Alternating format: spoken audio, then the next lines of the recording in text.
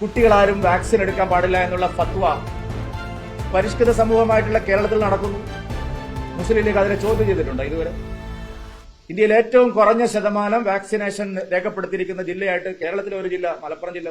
മലപ്പുറം എന്ന് പറയുമ്പോഴേക്കും ആൾക്കാർക്ക് ഭയങ്കര പ്രശ്നമാണ്, എന്തോ വലിയ അപരാധം കാണിച്ചു. വാക്സിനേഷനെതിരായിട്ടുള്ള വലിയ സമരങ്ങൾ അവിടെ നടക്കുന്നു. വീട്ടിൽ തന്നെ പ്രസവിക്കണം എന്നുള്ള നിർബന്ധം ഫത്വകൾ പുറപ്പെടുവിക്കുന്നു. ഇതെല്ലാം നമ്മുടെ നാട്ടിൽ വളരുകയാണ്. മതേതര പാർട്ടിയാണ് ഞങ്ങളെന്നാണ് ലീഗുകാർ പറയുന്നത്. താങ്കളാണ് ഏറ്റവും വലിയ മതേതരത്വത്തിന്റെ ആളെന്ന്. എന്നാൽ താങ്കൾ ഒരു അക്ഷരം പറഞ്ഞിട്ടുണ്ടാവും. വാക്സിനേഷൻ തടയണം, കുട്ടികൾ വാക്സിൻ എടുക്കരുത്. കോവിഡ് കാലത്ത് പോലും പറഞ്ഞു. ഇപ്പൊ കൊച്ചുകുട്ടികളുടെ പ്രതിരോധ വാക്സിൻ തടയണമെന്നുള്ള വലിയ ക്യാമ്പയിൻ നടക്കുന്നു. ലീഗ് എന്ത് പറഞ്ഞു അതിനെ പറ്റിയിട്ട്?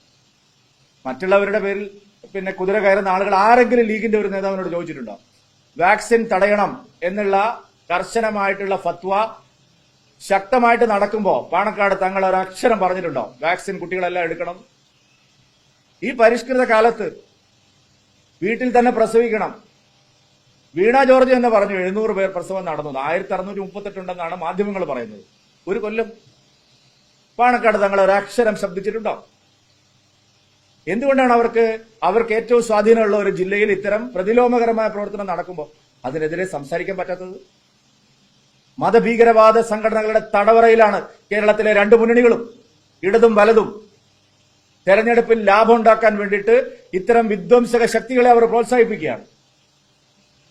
ഒളിഞ്ഞും തെളിഞ്ഞും മതഭീകരവാദികളിവിടെ പ്രവർത്തിക്കുകയാണ്. PFI നിരോധനത്തിന് ശേഷവും സംസ്ഥാനത്ത് അവരുടെ സ്ലീപ്പിംഗ് സെല്ലുകൾ പ്രവർത്തിക്കുന്നു. അവർക്ക് എല്ലാ സൗകര്യവും ലഭിക്കുന്നു. ഒരു അന്വേഷണവും കേരള പോലീസ് നടത്തുന്നില്ല. അതിനുശേഷം NIA വന്ന് പല ആളുകളെ ഇവിടെ നിന്ന് കസ്റ്റഡിയിലെടുത്ത് കൊണ്ടുപോയി. കേരള പോലീസ് അറിഞ്ഞിട്ടേയില്ല. PFI നിരോധനത്തിന് ശേഷം സംസ്ഥാനത്ത് നിർബാധം അവരുടെ പ്രവർത്തനം നടക്കുന്നു എന്നുള്ള കാര്യം കേരള പോലീസ് അറിഞ്ഞിട്ടേയില്ല. NIA വന്നിട്ട് പലയിടത്തുനിന്നും ആളുകളെ കസ്റ്റഡിയിലെടുക്കുന്നു. കേരള പോലീസ് അവരെ ഷീൽഡ് ചെയ്യണം, അവർക്ക് പ്രതിരോധം തീർക്കുകയാണ്. രാഷ്ട്രീയമാണ് ഇതിന് കാരണം. മാർക്സിസ്റ്റ് പാർട്ടി മുസ്ലിം ലീഗിനോട് മത്സരിക്കുകയാണ്. കഴിഞ്ഞ ലോക്സഭാ തെരഞ്ഞെടുപ്പിലെ പരാജയത്തിന് ശേഷം